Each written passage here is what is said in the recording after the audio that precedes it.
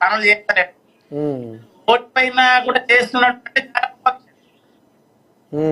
అయితే ఓడిపోతేనే ఇంతగానం చేస్తున్నా ఆయన ఆదిలాబాద్ ప్రజల పండుగ ఉంటుంది అనుకుంటురా మతీన్ గారు? అంటే పదవిలో లేకపోయినా ఇంత సేవ చేస్తుండు. ఇవాళ అన్నదాన కార్యక్రమం కానీ, ఉచిత అంబులెన్స్ సౌకర్యం కానీ, పెళ్లి కానుక కానీ, ఆపత్కి సాపత్కి కానీ, అంటే ఈ రకంగా ఆదుకుంటుండు. ఎప్పుడు ఈయన ఇంటి ముందర జాతరే ఉంటుంది. ఒకవేళ ఎమ్మెల్యేగా మనం గెలిపించుకోక ఇది చేసుకున్నాము అనేది ఏమైనా జనాలు అనుకుంటురా? అవును అనుకుంటారు.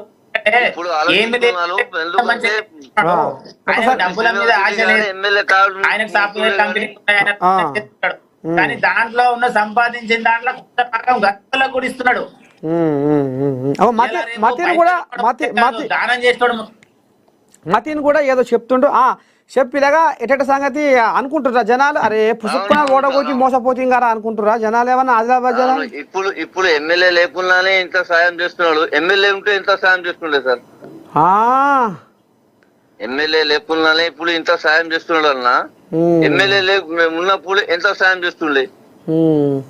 తాదా ఇప్పుడు ఇంకో ముచ్చట ఏంటంటే, ఇప్పుడు ఆదిలాబాద్ లో అక్కడక్కడ భూములు కూడా కబ్జాలు అవుతున్నాయి అనే కథ నడుస్తుంది. మరి ఎవరిది కథ, వెనకాల ఎవరిది పాత్ర, అసలు ఏమి నడుస్తుంది?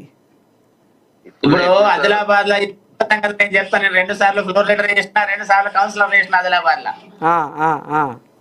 అయితే గతంలో 5 సంవత్సరాలు పోయిన 5-6 సంవత్సరాల కంటే బ్యాక్ ఎవరైనా గవర్నమెంట్ ల్యాండ్ ముట్టుకోవాలంటే, గవర్నమెంట్ ల్యాండ్ లో కబ్జా చేయాలంటే కష్టమైతే.